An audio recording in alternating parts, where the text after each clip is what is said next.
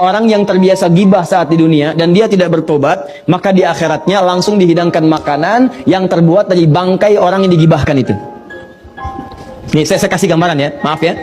Kalau ada orang gibah bisa membicarakan seseorang dengan niat untuk merendahkannya. Begitu dibicarakan itu baru disebutkan namanya dengan niat tadi, itu sudah memindahkan pahala. Di hadis Muslim, pindah pahala. Ya. Misal Anda bicarakan, jangan Anda lah, orang lain ya. Bisa bicarakan yang lain, begitu dibicarakan disebut namanya. Itu Adi Hidayat tuh. Ya, baru Adi Hidayat tuh. Ustadz bid'ahnya belum disebut. Ya. Itu Adi Hidayat tuh, ya. Begitu disebutkan Adi Hidayat, itu langsung pindah pahala dia kepada saya. Seketika. Ya, seketika. Saya tidak Ustadz, bagus. Tidak seperti yang itu tuh, dia tuh selalu begitu. Nah, itu pindah. Seketika pindah. Nah, kalau dia tidak bertobat, diteruskan Adi Hidayat tuh begini, sebutkan semuanya. Itu secara otomatis langsung akan dibentuk dari mulai wajahnya, ke tangannya, sampai dengan ke kakinya. Kalau tidak bertobat, maka hukuman pertama saat masuk neraka ini makan bangkai saudara yang kamu telah bincangkan di dunia. Ayo, habiskan, dipaksa tuh, terus. Tarik dulu bunuh-bunuhnya, celupkan ke neraka. Begitu dicelupkan, lapar ya, tuh makan bangkai. Ya, ayo makan. Haus, nih minum nanah. Masukkan, ayo angkat, masukkan, angkat. Lapar, buang. Demikian seterusnya. Jadi awas, hati-hati. Di dunia dia dibuat tidak tentram karena orang yang gibah itu nggak akan pernah tenang. Nggak akan pernah tenang. Dan di akhirat dia akan dibuat oleh Allah semakin merasa tidak gelisah dan tidak akan pernah tentram untuk selamanya. Orang beriman itu apa ciri utamanya? Wa amilus sholihat. Imannya mendorong dia pada semua kegiatan-kegiatan positif yang bernilai baik. Dari boleh memandang, berbicara, mendengar, sampai terakhir membuat putusan-putusan yang baik. Jadi kalau Bapak Ibu mengaku beriman, maka iman itu akan bekerja ketika Anda menunaikan profesi Anda. Gak akan ditemukan isu integritas dan selalu punya prioritas dalam berkehidupan. Buka pakaian kamu, lemari maksudnya. Cek, ada nggak satu helai pun yang belum pernah dipakai ibadah?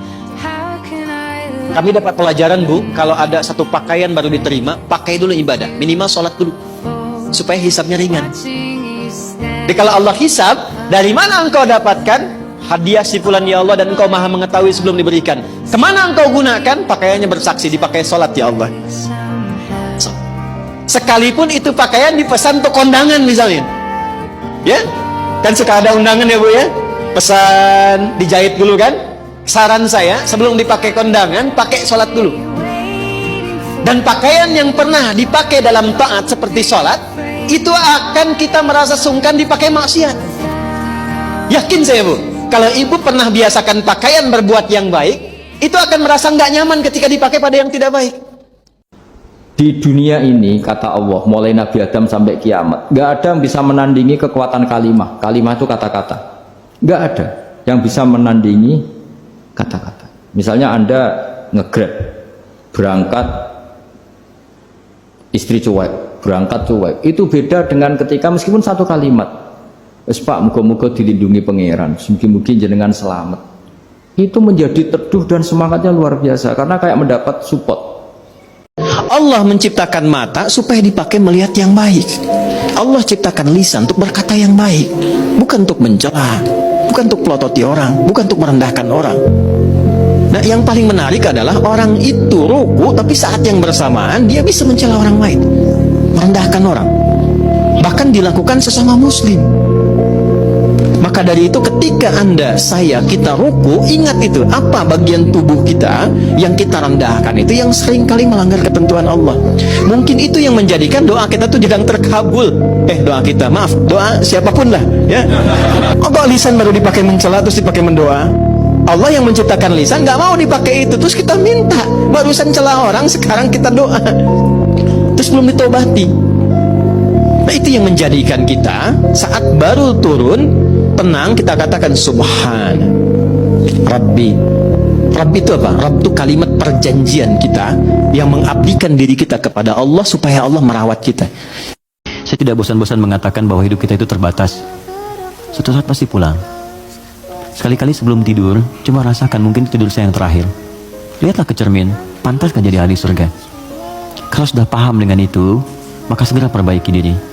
Kalau punya titipan di rumah, ada istri, ada suami, ada anak-anak, maka coba pikirkan, masa iya antum ke surga anak-anak tertinggal? Maka berubahlah dengan baik. Ya, berjamaah dalam kebaikan, dan itu semua akan ringan untuk dilakukan. Bismillah, mulai. kalau sadar akan wafat, pasti tidak akan main-main dalam hidup. Orang yang move on dengan setiap persoalan dalam kehidupan, cepat berpikir secara proporsional, tidak menggantungkan hidupnya pada persoalan tertentu sehingga membuat dia menjadi beban, itu lebih mendekatkan dirinya kepada ridha Allah dibandingkan dengan orang yang meratapi persoalan hidup. Ya. Pelan-pelan. Jadi spiritnya, kalau punya masalah apapun, jangan dilarutin terus. Gak usah diratapi, cepat move on. Berpikir lagi, rencanakan lagi, nanti detailnya ada di Al-Insyirah. Tapi poin besarnya, janji Allah mengatakan kalau Anda bisa move on proporsional, maka yang dijanjikan oleh Allah, di situ Allah percepat datangnya ridha Allah Subhanahu wa taala. Kalau ridha Allah sudah datang, maka akan dua yang diberikan. Pertama kali, ketenangan di dalam jiwa, dan yang kedua, kemampuan untuk berikhtiar lebih baik mencapai apa yang diinginkan.